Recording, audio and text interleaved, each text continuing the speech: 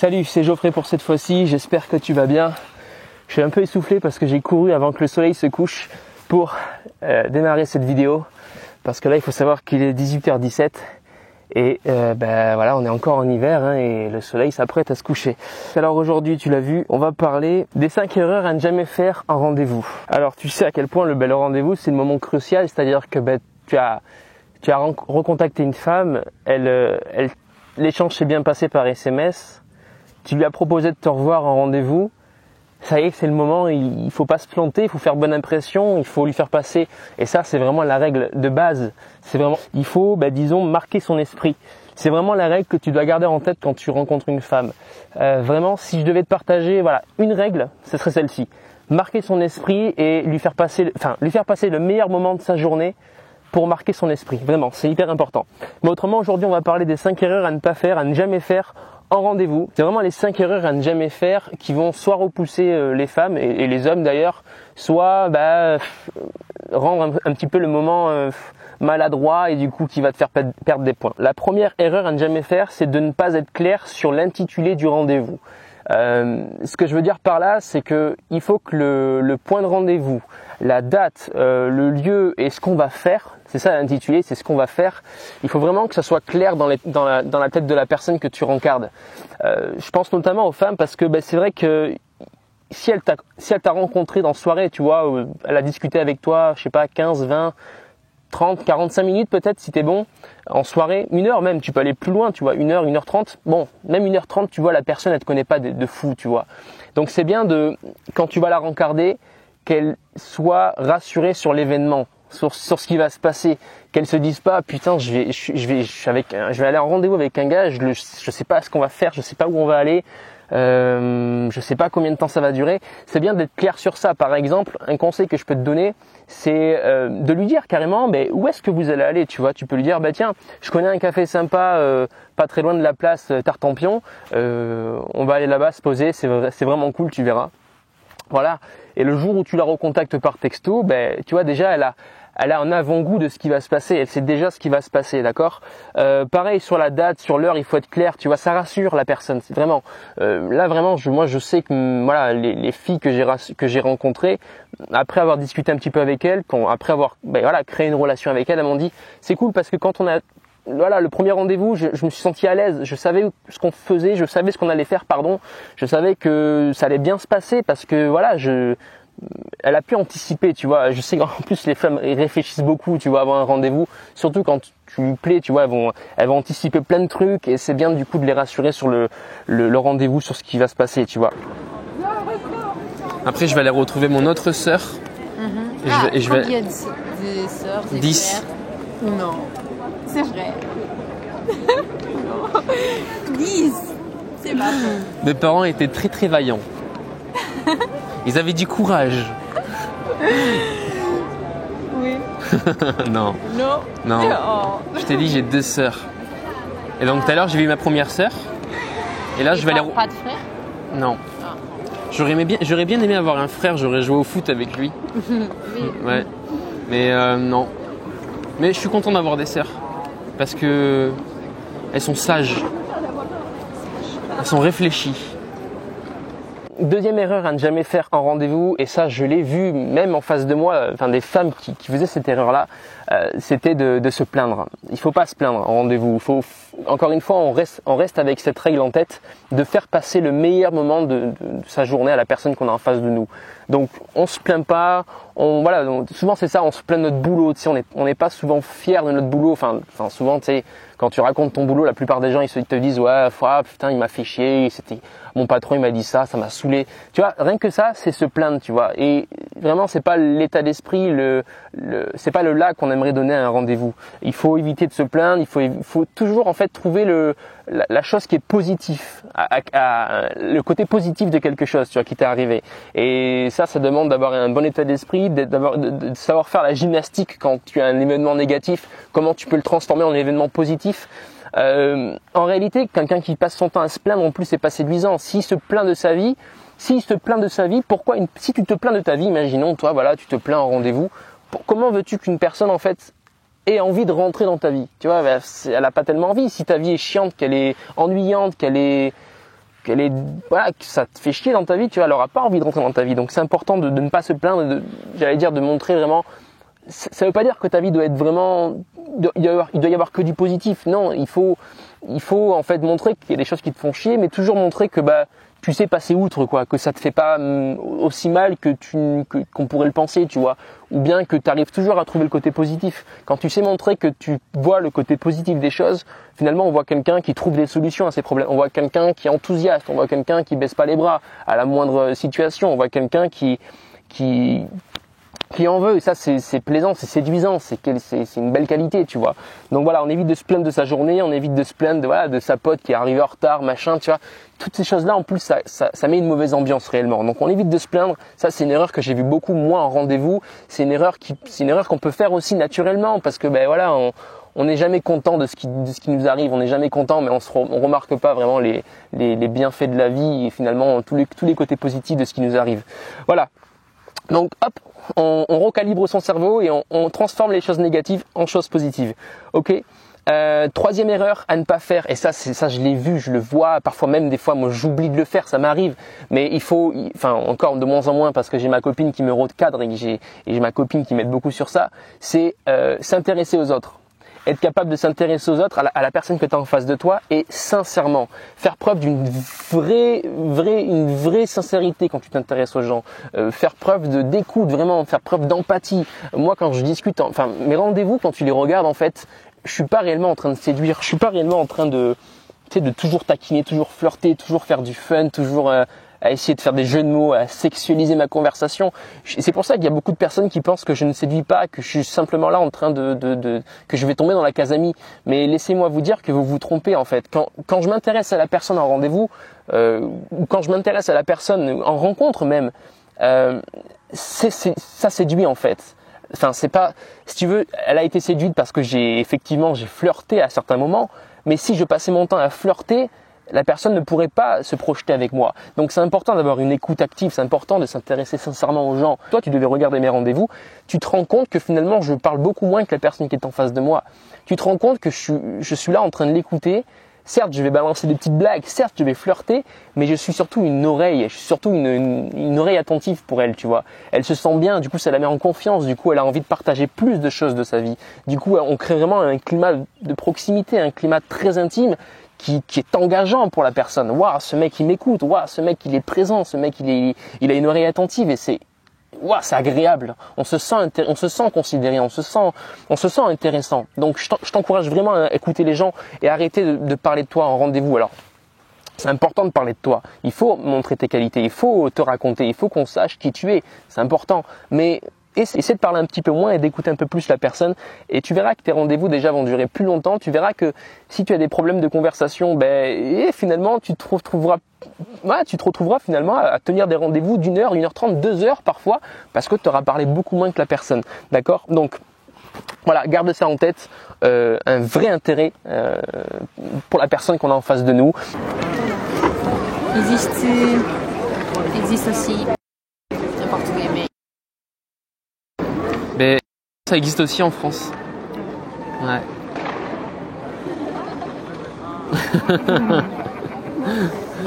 C'est quoi ta passion ? Je ne sais pas. La vie. La vie. Oh, c'est beau ça. Je ne sais pas. C'est beau, c'est beau. Je pense qu'il n'y a pas de grandes choses que j'aime en particulier.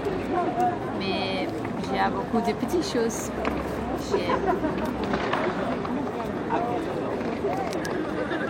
C'est ça. Mais tu fais quoi quand tu as du temps libre ? Tu sors, j'aime lire.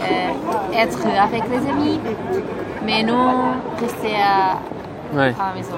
Je n'aime pas. Tu n'aimes pas être casanière. Tu n'es pas casanière. Non, je deviens déprimée. Ouais. Mais c'est comme tout le monde. Moi, c'est pareil. Hein. Non, mais il y a des personnes qui aiment être à la maison et regarder la télé. Ouais. Moi non plus. J'ai pas de télé chez moi. Non, moi non plus. Ça sert à rien. Non, ça sert à pour nous être informés. Ouais. Et encore, tu vois, moi je suis informé grâce à mes amis. C'est-à-dire que quand je parle avec eux, Moi aussi. t'as vu l'autre jour, machin? Ah bah oui, d'accord, ok. Et c'est pourquoi, mais je ne sais pas, je ne sais rien qui se passe au Portugal. Je dois utiliser l'Internet pour Ouais, c'est ça, moi aussi. découvrir qu'est-ce qui se passe dans mon pays. Savoir, ouais. Et oui, du coup, oui. Est-ce que dans ton pays, au Portugal, vous avez des émissions un petit peu nulles? Genre de la télé-réalité, des trucs un peu nuls, quoi. Ici en France, on a Les Anges à Miami. Tu connais? Non, Ah, c'est nul. mais j'ai pas imaginé. Ouais, non. Non, mais au moins, je voulais m'assurer qu'on n'était pas les seuls à avoir ce genre d'émission. Que vous aussi, c'était pareil et que, bon, ok. Ouais. D'accord. Mais ça existe aussi au Portugal. Ok. Bon, ça va, c'est rassurant. Je pense qu'il existe en tout le monde. Ouais. Sauf en Corée du Nord. Oui, Ben oui. j'ai pensé exactement le même. Ouais, D'accord. c'est cool. Tu bois pas ton eau? Tu vois? Ouais, tu veux pas? Merci. La quatrième erreur qu'il faut éviter de faire en rendez-vous, c'est d'essayer d'être quelqu'un d'autre. C'est-à-dire d'essayer de... Ça, c'est beaucoup les hommes qui font ça, mais d'essayer d'impressionner l'autre en fait. D'essayer de montrer telle et telle chose qu'on a fait, d'essayer de parler de nous, mais vraiment en hyperbolisant les choses, quoi. Crois-moi, si tu fais ça, ça va se voir. Crois-moi, même si ça se voit pas, mais ça se verra plus tard.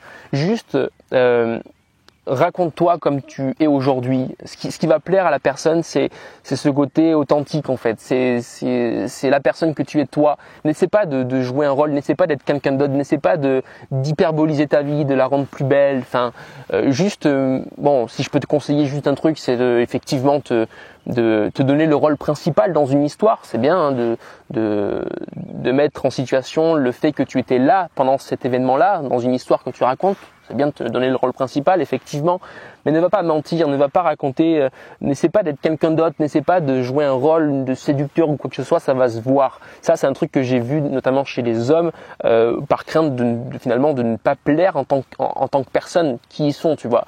Moi, je vais te dire un truc, si la personne est venue en rendez-vous, si elle est là en face de toi, c'est que déjà au premier contact, tu lui as plu, c'est que déjà au premier contact, tu lui as parlé, il y a quelque chose ça a scintillé, tu vois, dans ses yeux. Il y a un truc qui lui a plu, donc t'as pas besoin de jouer un rôle, t'as pas besoin de mentir sur ta situation, t'as pas besoin d'hyperboliser des choses ou quoi. Raconte juste ce qui t'est arrivé dans la journée, raconte juste ce qui t'est arrivé dans les années passées. Parle de toi, intéresse-toi à l'autre et crois-moi, ça va bien se passer. Si la personne est en confiance avec toi, si la personne passe un bon moment avec toi, si tu sais la faire rire, il n'y a pas de raison qu'elle soit séduite par un autre, il n'y a pas de raison. Enfin, elle va pas être plus séduite par toi si t'as eu une vie extraordinaire ou si t'as eu des événements extraordinaires dans ta vie. Tu vois, vraiment, elle s'en fout de ça. Ce qui compte, c'est la personne, ton cœur, qui tu es réellement. C'est ça qui est important. Cinquième erreur, n'essaie pas d'être tactile si tu n'es pas déjà quelqu'un de tactile. Quand on essaie d'être tactile, déjà, ça c'est un truc qu'on peut penser, tu vois, on se dit ouais, pour séduire, il faut être tactile, etc. Il faut faire je crois qu'ils appellent ça des kinos dans les livres de séduction, les kinos, c'est être tactile. Mais ça, c'est de la connerie, en fait. Toi-même déjà, t'es pas à l'aise avec le fait d'être tactile. Parce que crois-moi, si t'es pas à l'aise avec le fait d'être tactile avec une personne, ben ça va être très maladroit en fait dès lors où tu vas la toucher, dès lors où tu vas commencer à essayer de faire une accolade, genre ça va être hyper gênant. En fait, n'essaie pas d'être tactile si tu ne l'es pas, sinon ça ne va pas fonctionner, ça va paraître hyper maladroit, ça va déranger la personne, elle va te regarder bizarrement et ça va foirer en fait tout en rendez-vous, tu vois. T'as voulu essayer d'être séducteur, t'as voulu essayer de faire une technique de séduction ou je sais pas quoi, un kino machin là, sauf que pour la personne, t'as juste été bizarre. En gros, n'essaie pas d'être quelqu'un ou n'essaie pas de faire quelque chose si tu n'es pas à l'aise avec ça déjà de base. Alors tu vas me dire oui, mais c'est en faisant que je vais être à l'aise. Oui, effectivement, c'est mon mantra, ça c'est en faisant les choses qu'on devient quelqu'un. Voilà, c'est en séduisant qu'on devient séducteur. Effectivement, mais retiens ça, tu n'as pas besoin d'être tactile pour séduire une femme. Ce qui séduit une femme d'abord, c'est ton parler, c'est ce que tu racontes. C'est ça qui va séduire une femme. C'est ni ton physique, ni ce que tu vas faire avec ton corps, c'est surtout ton parler. Alors évidemment, le langage corporel, c'est important. Quelqu'un qui se tient comme ça, il est moins séduisant que quelqu'un qui se tient comme ça, qui bombe le torse, évidemment. Mais ce qui va séduire la personne, c'est ton histoire. C'est pas le fait d'être tactile, machin, etc. D'accord, d'essayer de faire des kinos là, d'accord. Ne fais pas ça si t'es pas à l'aise avec ça. Tu peux t'entraîner effectivement en soirée parce que c'est vraiment dans les environnements de soirée où on est très tactile. Mais autrement, rendez-vous en face à face, n'essaie pas d'être tactile. N'essaie pas d'être quelqu'un d'autre. Voilà, reste simple, raconte-toi, intéresse-toi à elle et tu verras, ça se passera bien. À partir du moment où la personne est en face de toi, j'ai envie de te dire, t'as plus trop besoin de séduire. Enfin, si, par petites touches, toujours un petit peu par petites touches, mais surtout ce dont tu as besoin, c'est avancer. Mettre en place des actions pour la revoir, créer davantage d'intimité, davantage de proximité et finalement bâtir une vraie relation de couple. 6e erreur, évite de faire des cadeaux. Ça, c'est un truc qui peut venir spontanément. Tiens, moi, ça m'est jamais venu en tête, mais je sais que pour certains, ça peut leur venir en tête. N'essaie pas de faire un cadeau, n'essaie pas de faire plaisir à la personne en lui offrant un cadeau. Elle pourrait penser que tu essaies de l'acheter, elle peut trouver ça très rapide et ça peut l'effrayer, tu vois, elle peut trouver ça un petit peu trop vite, quoi. Pourquoi un cadeau? On se connaît pas, on se connaît trop peu. Ça peut la mettre mal à l'aise du coup. Et ça témoigne beaucoup trop d'intérêt. C'est-à-dire que la personne, tu la connais pas trop, tu vois, tu as discuté 1 heure, 1h30 avec elle en soirée, imaginons. Dessus, tu lui offres un cadeau. En gros, ça y est, c'est comme si tu étais déjà en couple, quoi. C'est vachement engageant, tu vois, un cadeau. C'est comme si tu étais déjà en relation avec elle. Déjà, tu pourrais lui faire peur et surtout, elle va te considérer comme acquis. Et du coup, si tu es acquis, il y a plus de jeu de séduction, il y a plus cette tension, ce mystère, ce côté, est-ce que je vais la voir, peut-être, etc., peut-être pas, et du coup on n'a plus envie de t'avoir, tu vois. J'aime bien dire aux participants à mes coachings, et même c'est un truc que j'aime bien dire, c'est que on est toujours dans le peut-être. Est-ce que peut-être que oui, peut-être que non, est-ce que je vais la voir, peut-être que oui, peut-être que non, est-ce que je vais le revoir, peut-être que oui, peut-être que non. Et si tu arrêtes ça, il n'y a plus de séduction, il n'y a plus de jeu de séduction, et là, à ce moment-là, le désir, il part en fumée, d'accord? Donc, il faut cultiver ce peut-être, et il faut pas trop se dévoiler, il faut pas montrer trop d'intérêt dès le départ. Il faut que la personne ait l'impression que plus ça va, plus on s'engage mutuellement, plus ça va, plus on s'investit, on a une pensée pour la personne. Ensuite, on va avoir peut-être une petite boîte de chocolat, parce qu'elle nous a dit qu'elle aimait bien les chocolats de chez telle marque. On peut offrir par exemple, petit à petit, mais une boîte de macarons, tu vois, parce qu'elle t'avait dit qu'elle aimait bien les macarons, et puis voilà, au bout de 3, 4, 5, de plus en plus, mais elle est toujours dans le peut-être. Ah, tiens, il s'investit de plus en plus, mais c'est pas encore dingue, tu vois, c'est pas encore le resto, et le grand resto où on sort, on fait un week-end ensemble, etc., tu vois. Donc, t'investis pas trop vite, c'est un premier rendez-vous, la personne, elle est là surtout pour te connaître. Elle a envie de séduire, elle a envie de t'avoir, tu dois être un défi pour elle. Et en montrant un cadeau, en fait, en donnant un cadeau, tu n'es plus un défi, tu n'es plus dans le peut-être, et du coup, elle n'a plus envie de t'avoir. Tu vois, t'es acquis pour elle. Ok? Voilà, c'était les 6 erreurs à ne pas faire en rendez-vous. J'espère que ça t'a plu. Là, j'ai sorti une formation cette semaine. Dans 2 jours, le prix augmente. C'est une formation pour simplement réussir ses rendez-vous. C'est la méthode et finalement tous les outils clés en main pour toi réussir tes rendez-vous. Donc, on part du moment où tu l'as recontacté jusqu'au moment où tu conclus ton rendez-vous, de sorte à ce que ce rendez-vous-là aboutisse à une vraie relation, de sorte à ce que vraiment tu marques l'esprit de cette personne. L'idée, c'est pas de faire un rendez-vous en mode cucu plan-plan, il se passe rien. Non, l'idée, c'est d'apprendre à séduire pendant ce rendez-vous, d'apprendre à parler de soi pendant ce rendez-vous, d'apprendre à s'intéresser à l'autre pendant ce rendez-vous, de vraiment marquer l'esprit de cette personne, de vraiment impacter cette femme que tu viens de rencontrer en rendez-vous. Si ça t'intéresse, le lien se trouve dans la description, tu peux cliquer dessus. Le prix est encore en lancement. Ce qu'il faut savoir, c'est que le prix augmente samedi. Donc si tu veux avoir ta formation à un prix plus avantageux que les clients ordinaires, tu peux commander ta formation dès maintenant. Le tarif augmente samedi. Voilà, c'est tout pour moi. Je te dis à tout de suite dans la formation. C'était Geoffrey. Salut. Et je te laisse